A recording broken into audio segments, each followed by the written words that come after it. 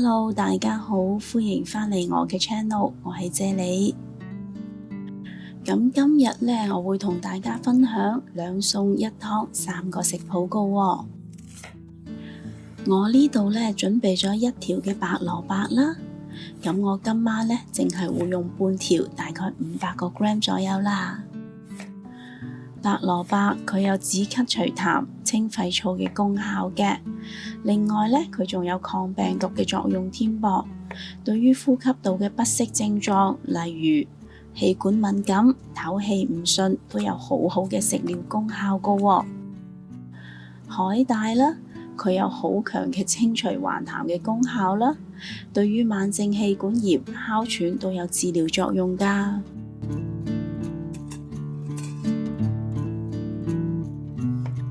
我呢仲會切多大概30個 gram 左右嘅薑啦，嚟調和返蘿蔔同埋海帶嘅寒性嘅。今日呢，我會用明火嚟煲湯啦，所以呢，我會加入2 litre 左右嘅清水落個湯煲度啦。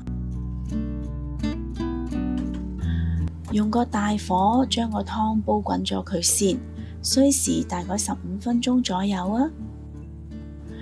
因為海帶呢，佢有好高嘅蛋白質啦，所以煲海帶嘅時候會產生好多泡泡㗎喎。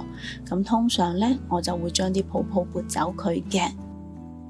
咁撥走晒啲泡泡之後，我會轉用返個細火啦，將個湯繼續煲佢30分鐘嘅。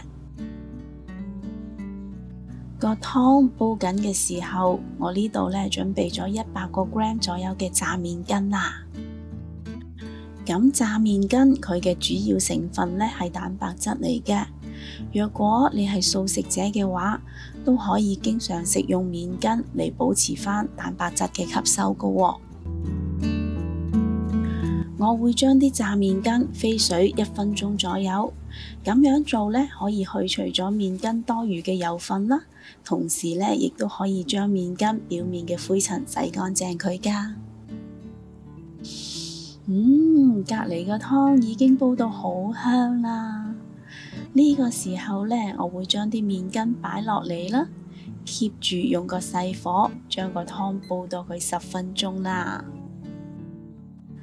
保肝明目嘅杞子，我會用10個 gram 嘅。好香喎！呢個時候呢，我會將杞子加埋落嚟，煲多佢5分鐘啦。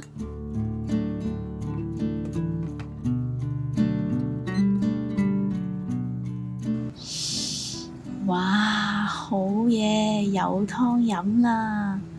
睇下個湯係奶白色㗎，我睇到都已經覺得好肚餓啦。呢個湯呢，我會落1個茶匙嘅鹽嚟調味㗎喎。咁呢個湯飲落嘅味道係非常之鮮甜㗎喎。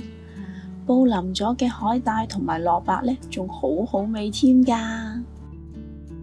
咁喺熒光幕睇到嘅就係呢個湯嘅食材 list 啦，大家可以 cap 咗圖佢，方便返買餸啦。咁跟住落嚟呢，我就會分享今日第2個食譜啦。我呢度呢，就準備咗300個 gram 左右嘅蒜心啦。咁我呢，就好鍾意食蒜心嘅，因為佢個口感呢，又爽又甜啦，而且蒜心佢仲有好強嘅殺菌作用㗎喎，仲可以預防流感同埋感冒添㗎。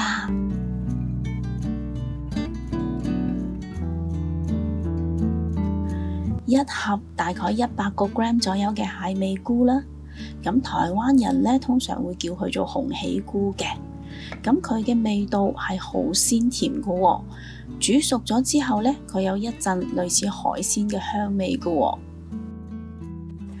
另外，蟹味菇佢含有好豐富嘅多糖體啦，所以呢，佢有好強嘅護肝功效㗎喎。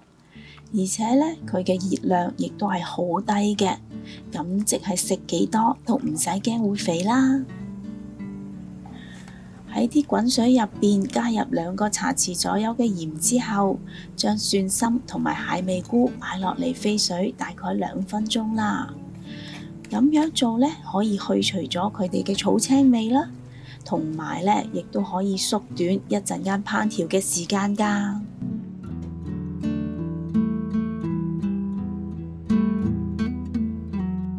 跟住落嚟呢，我仲會切一啲嘅蒜片啦，令到個餸更加香嘅。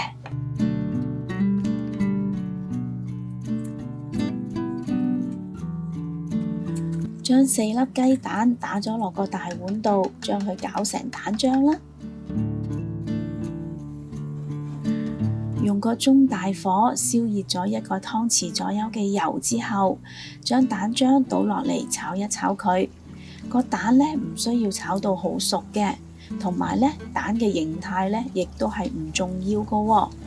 將佢炒到有少少蛋汁嘅時候，就可以將佢拔起咗佢㗎啦。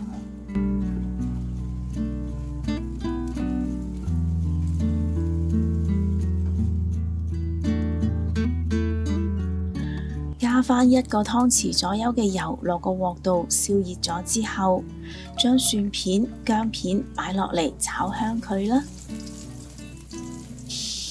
已經聞到好濃郁嘅薑蒜香味啦。咁呢個時候呢，我會將蒜心同埋蟹味菇加埋落嚟一齊炒啦。至於調味方面，我會用1/3茶匙嘅鹽、1個茶匙嘅糖、2個茶匙嘅蠔油嚟做調味嘅。因為佢哋喺飛水嘅時候呢，就已經係熟咗㗎啦。咁回鑊之後，只需要炒佢1分鐘就 OK 㗎啦。跟住將啱啱炒好咗嘅蛋加埋落嚟，將啲蛋炒散咗佢，同埋所有嘅食材 mix 埋一齊，咁就食得㗎啦。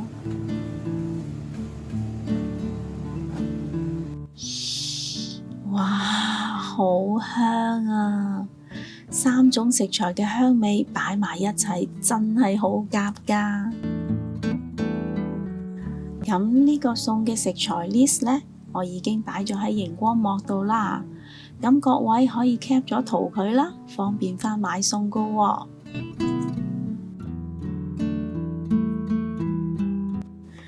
跟住落嚟，我就會煮今晚嘅主菜啦。今晚嘅主菜會係呢一條魚㗎喎。今日呢，我睇到呢條魚就幾精靈啦。咁賣魚姐姐就同我講，呢條係三刀魚。咁我之前食過嘅三刀魚唔係咁嘅樣嘅，所以大家如果知道呢條魚佢叫咩名嘅話，麻煩你留言話俾我聽，佢究竟係何方神聖啦。將條魚啲鰭呢剪走晒之後，我會用廚房紙嚟索乾條魚表面嘅水啦。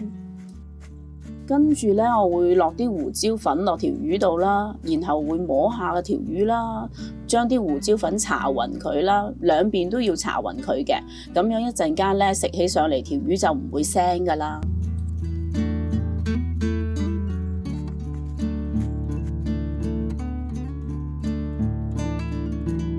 搽完咗胡椒粉之後，我仲會喺條魚上面薄薄地撲一浸麵粉。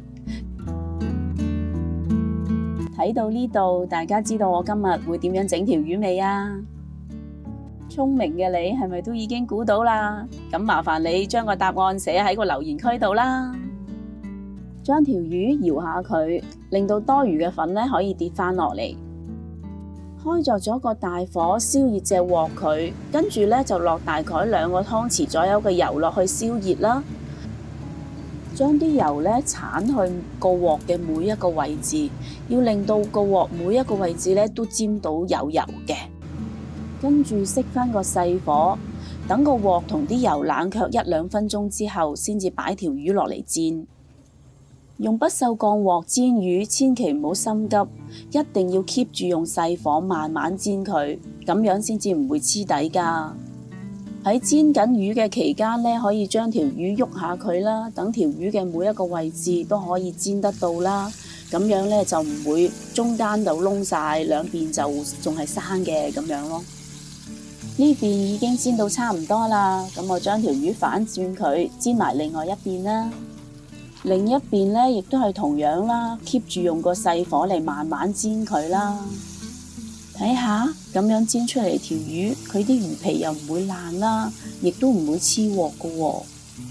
同埋提提大家啦，若果你都用緊不鏽鋼鑊嘅話呢，你煮餸嘅時候一定要將個鑊洗得好乾淨，即使係有少少嘅漬呢，佢都可以黐到你懷疑人生嘅。